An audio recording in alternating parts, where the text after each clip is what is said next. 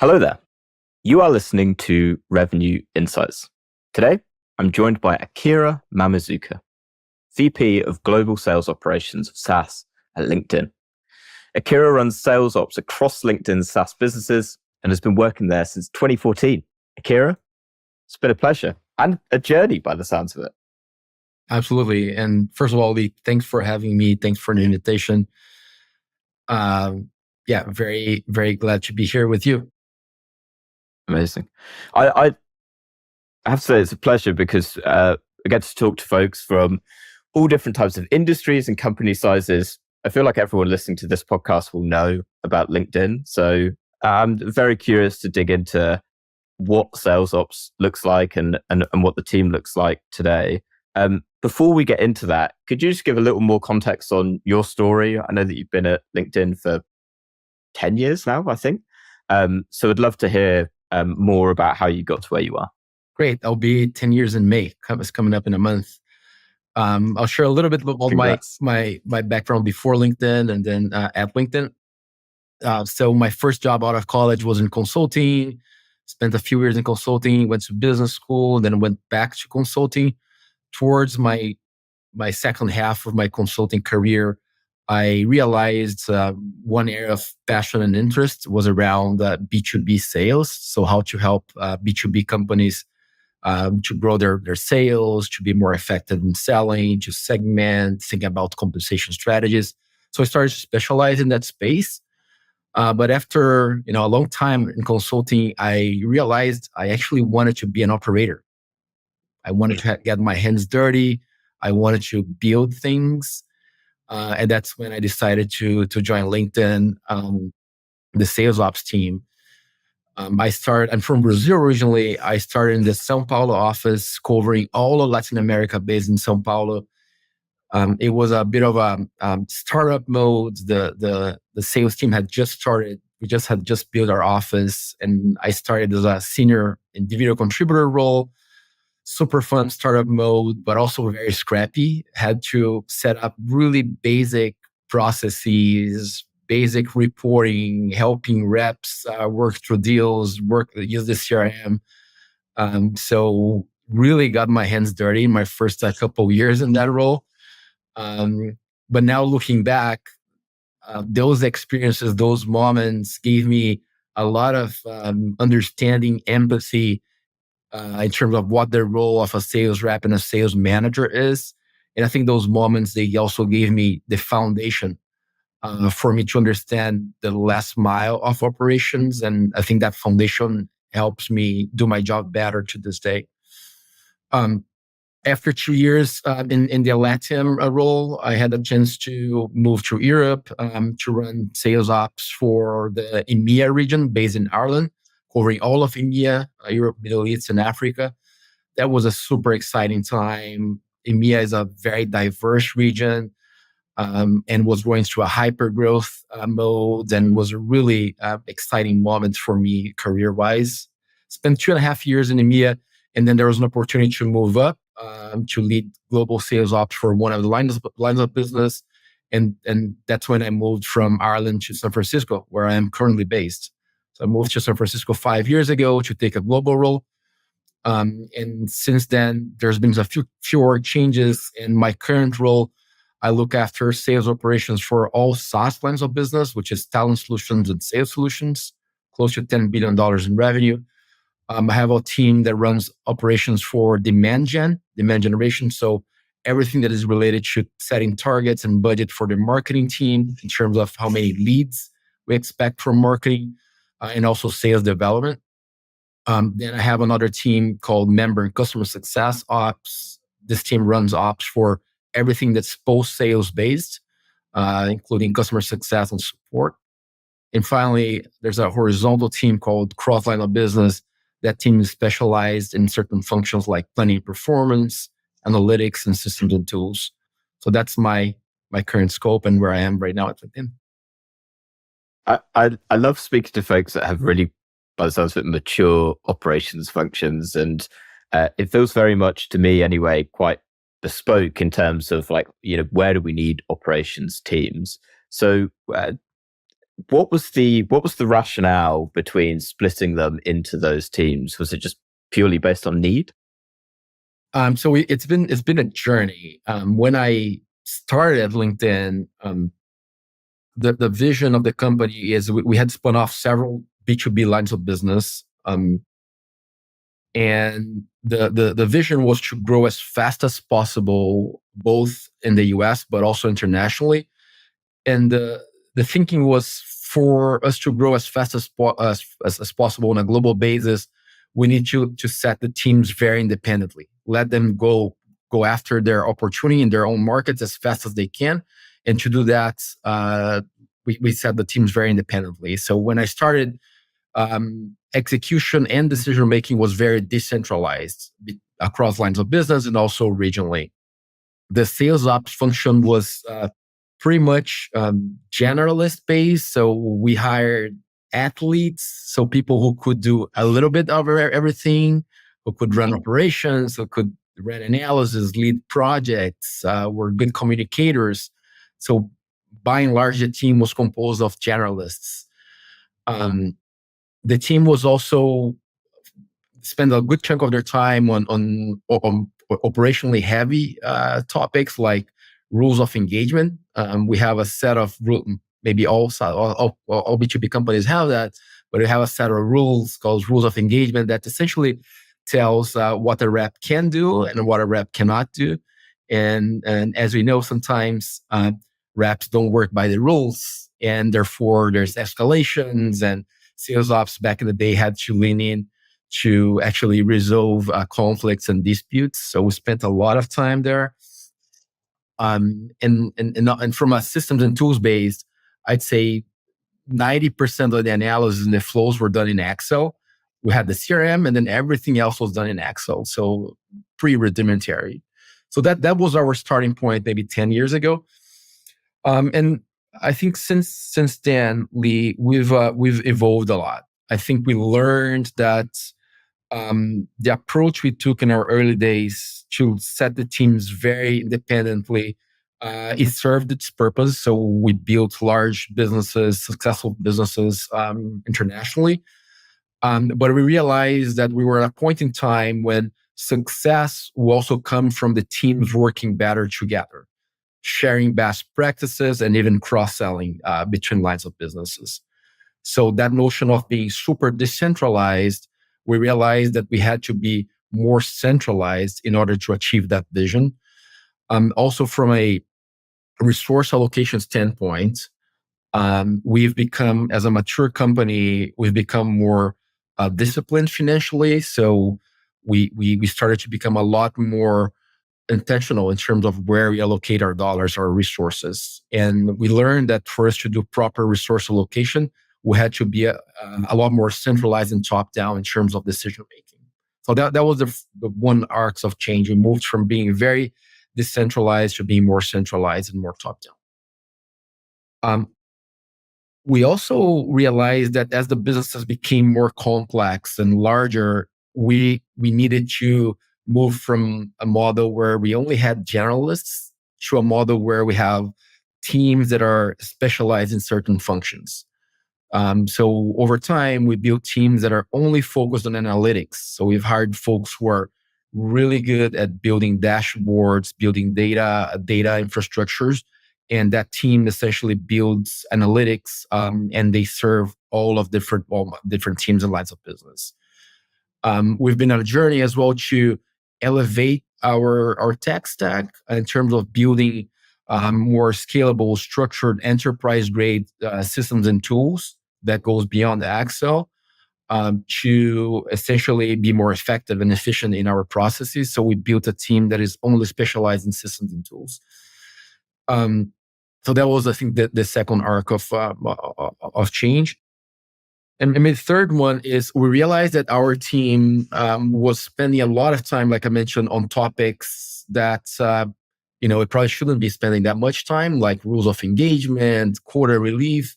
So we've been on a journey to identify what are the things that can be done by a different team or even outsourced that can save a huge chunk of our team's time. So we've also moved either to other functions of LinkedIn or even outsourced a lot of those processes that I mentioned, like rules of engagement, disputes, and core brief. Incredible. How many people are in the team in total now? Around 300 FTEs, and they are globally distributed, and they are split across those 5 teams that I mentioned. So talent solutions and sales solutions, it's your SaaS businesses, demand gen, member customer success ops, and then the cross-line of business ops team. Amazing.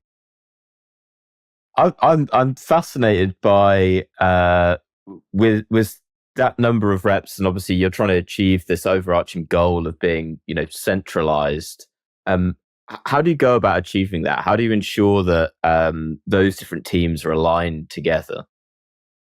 Yeah, that's a great question and something that I'm always thinking about. So even within the last 2 or 3 years, the shape of the team has changed, has evolved. We've also been evolving our roles and responsibilities between teams. So I'd say there's in terms of team alignment and team shape, there's 2 dimensions that are very top of mind. The first one is how my teams align with the lines of business they are mapped to. And the second dimension is how my teams align with each other. And both are equally important. Um, Starting with how my teams align with the lines of business they are mapped to. So we evolved to a model that was 100% mapped. So if you are a sales leader in a line of business in a region, you had a sales ops person one-to-one mapped to that leader. In the past, we were on a model that was 100% mapped. We evolved to a model that I'd call it hybrid. We still have folks that are mapped to line of business leaders or functional leaders one-to-one, but we created teams, and I gave a few examples that are not mapped, teams that are horizontal, teams whose only goal is to be the best they can be in a certain functional area. And those teams, they partner with the other teams. So they're helping making the other teams that are mapped more productive and successful by building a forecasting tool that works better, by improving a system or a process, by helping them with resource allocation decision. So we moved from a model that is 100% mapped to a model that is hybrid with mapped teams and teams that are fully horizontal, not mapped. So that's how we have evolved in our most recent thinking in terms of how we map 2 lines of business. Then the second dimension that I mentioned is around how my teams map with one another. We realized that along the customer journey from not being a LinkedIn customer, so being a prospect, to convert to a LinkedIn customer, to need simple sales support, there's a lot of synergies in that customer journey. And there's a lot of alignment needed, both by the frontline teams, but also between my own teams. So I realized that for me to extract the most of my team and deliver most value to the businesses, I needed to create clear alignment between each of those teams, to make sure that we're always finding the best practices and elevating them, to make sure that if there are synergies between teams, we are pursuing those. To make sure that if we're building something in one team and the other team is building something similar, let's be consistent in terms of what we build. And I'd say, in order to achieve that sort of a connectedness across the teams, there's no secret sauce, but it's things around people, making sure that we have clearly established roles and responsibilities between teams, making sure that each individual has their own OKRs and that OKR is available and published. Everybody know what the OKRs are. So there's a people aspect. There's a process aspect. There's process that cut across all teams, like the planning process. So that making sure that everybody's marching towards the same deadlines and we have clarity in terms of who owns what. And the final piece is around technology, making sure that whenever we're building technology, that technology service all of the teams or as many teams as possible. So, for example, we are having the process of deploying Anaplan to help in multiple use cases, including planning. So we're bringing all of those teams into Anaplan. Wow. I'm fascinated to know if you could wave a magic wand and go back in time, what is one thing that you would do differently? Several things, but if I were to mention one, is related to our tech stack. Whoever this will sound familiar to any RevOps professional, which is there are points in time in our journey when we have to make choices in terms of there's a piece of the tech stack that we have option A with certain provider, option B with another provider, option C to build in house. I'd say most of those choices I think we got right, but there's some choices that we made that I'd probably go back and make a different choice. I won't mention any specific names. We have contracts in place, but often when we're making the choice and we're looking at the trade-offs, the pros and cons, they all make sense. But when reality hits us, we actually realize that there were some blind spots in the decision process. And some of those decisions around our technology stack, I really like Jeff Bezos' framework on decisions that are two-way doors, so decisions that you can make and walk back from them very easily or relatively easily, from decisions that are one-way doors. That if you walk in, it's very hard to walk back, out of that or back out of that door. And so some of those tech stack decisions are one-way door decisions, and technology is very sticky. The switching costs are very high. So that's maybe the top one for me. A very good one. I want to take us down a slightly deeper route. We were talking about this pre-show, but whenever we run an analysis of a large number of companies all anonymized, we found that 31% of reps are hitting quota right now. So that's 69% on average missing quota. Is that something that resonates for LinkedIn, or do you find that, or are you at the other end of the spectrum where actually the majority are performing really well? It's a great question, and companies, they have a different approach to quota setting. At LinkedIn, we use the 50-50 principle. Folks who are not familiar with the principle is we set a quotas at a level where we believe 50% of reps will hit, 50% will miss. That's our quota setting philosophy. It is transparent. We actually communicate to the sales organization. That's our quota setting philosophy.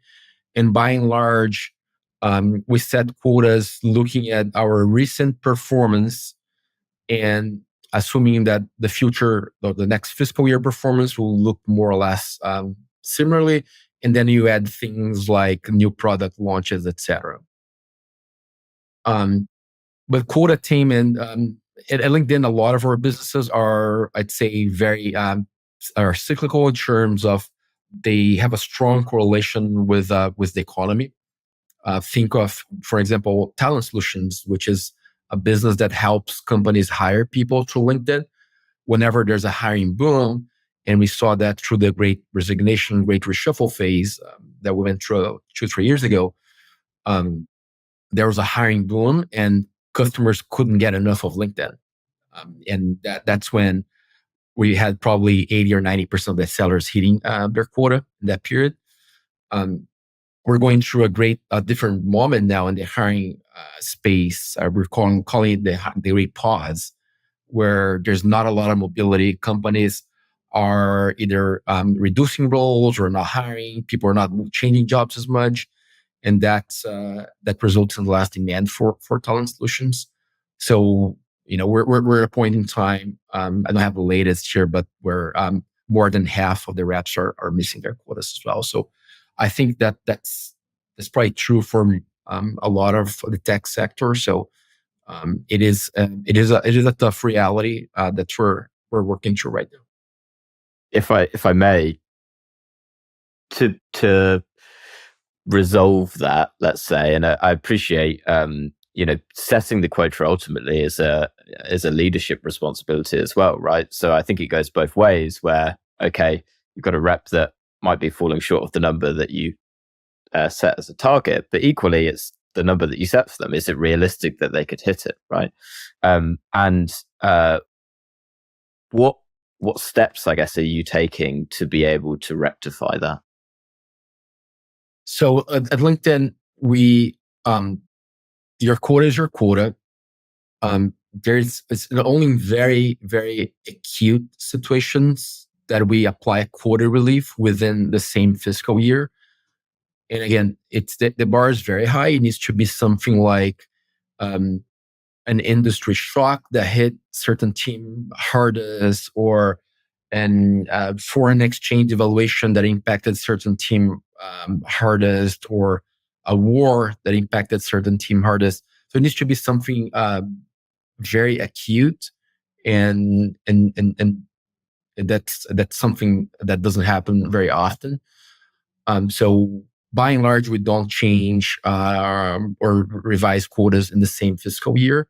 But what we do, like I said, is for next fiscal year, if the performance in the current fiscal year was lower than expected, and as a result, over half of the reps missed their quota, we're going to be using that information to determine next year targets and quotas. So what we communicate transparently is, if performance this year was lower than expected, we're going to bake that information into next year's quotas. So we're trying always to be within the 50-50 principle. Got you. And for those folks that are exceeding expectations, that they're hitting a quota, your high performers, what would you say they are doing that sets them out from the rest? Yeah, it's a great question, and that's a question that's where we're always asking ourselves. And at LinkedIn recently, we went through a process to study to understand what differentiates top performers.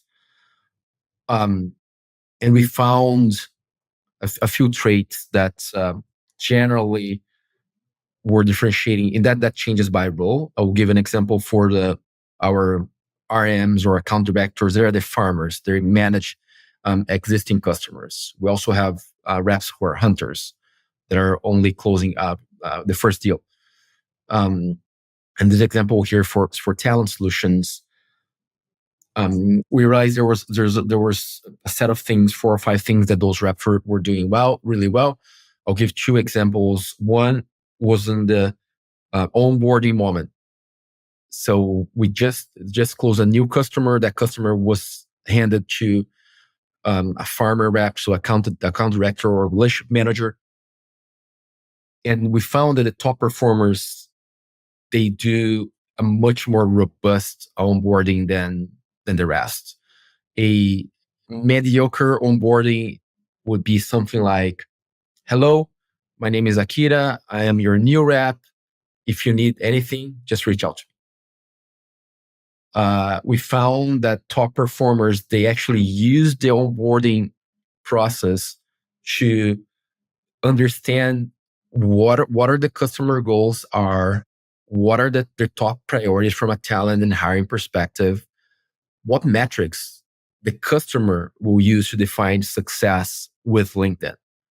Because it doesn't matter that we do have a bunch of success metrics that we measure internally, but if that doesn't align with what the customer is expecting, it doesn't matter. So the top performers, they really use the onboarding to understand what success looks like for customers from a numerical standpoint. And they set up the relationship to be very transparent and to know exactly what good looks like. And then through the contracts are either a year or 2 or 3 years. The top performers as well, they're really good at doing quarterly business reviews, and now we call it value reviews. So every quarter, they take the time to meet with the customer, having a customer success manager also usually join the meeting and have a review with the customer saying, let's go back to the original goals that we set in the onboarding. Let's see how we're doing against them. You said that you expected to be hiring 100 people a quarter, given with your LinkedIn investment. You are only hiring 80. Is it because there's less hiring demand? Is it because your recruiting team is not fully trained in the product? Is it because we haven't fully assigned all licenses that you have? So they use the value review as a way to get back to the original goals that the customer had, to really give a sense of, hey, we're delivering value to you, and the relationship is being mutually beneficial. There's a few other traits, but those are two of them. I love it. And when you run that analysis and you've got that information, what do you then do with it? I'm curious to understand how you then. I'm going to assume it wasn't. Oh man, that is really interesting. I'm fascinated how you then go and apply it, how you share it with your team. Yeah, and that's the hardest part. That's where I think most efforts of that nature, they tend to fall short. Which is, okay, now I know a few things that top performers are doing that the rest are not, but how we get the rest to do the same thing. So, going back to the traditional framework of people, process, and tools. So from a people perspective, there's a large enablement effort that essentially equipped all the sales organization on what we call as key customer moments. We call it KCMs, key customer moments. So we made very clear to our reps what are the key customer moments. And in my previous example, onboarding is one, delivering a value review, another key customer moment. What are the key customer moment? And what is the expectation from you? What you should be doing? So there was a huge enablement effort to clarify the role of the sales rep, the expectations, the process they should go through to deliver against that key customer moment. And the last piece on technology, we had to actually rewire our CRM to make sure we're able to capture those key customer moments and to know the extent the reps are executing against the key customer moments, and then report to sales leadership, hold folks accountable if we're falling short. So it's been a large effort over the last year or so. Amazing. How do they take it? Something I think we kind of maybe touched on beforehand was it then kind of falls into the realm of change management. And so you're passing down, we've done this analysis, we've learned this, this is what you need to be focusing on. Do you get that conviction back? Because I feel like if I was a rep or a CSM or whatever you call them internally, I'd be like, oh, great. That's the secret to success. I know what I need to do now. But that's often not the case. So what was the receipt of it, and how is it performing now that you have passed that down? I'd say we're just completing the first year of that effort. I'd say on a scale from 1 to 5, we're probably at 3 in the change. Certainly, we've seen improvement. We're starting to see now behaviors changing. We started to see the data getting better in terms of onboarding sessions, value review sessions, but we're not where we want to be yet. So for the next phase of bringing this to life, we're considering set more prescriptive targets to the sales organization, including and then adding those targets into their performance review as inputs to their performance review metrics. We think that's another step to make sure that it is very clear that this is the expectation from the sales organization. So we're not fully there yet, and but there's a set of changes next fiscal year that hopefully will take us from 3 to 4 to 5. Amazing. Well, I'll have to reach out again and see how it's going. Final question, Akira. What is one book that you'd recommend to other revenue leaders?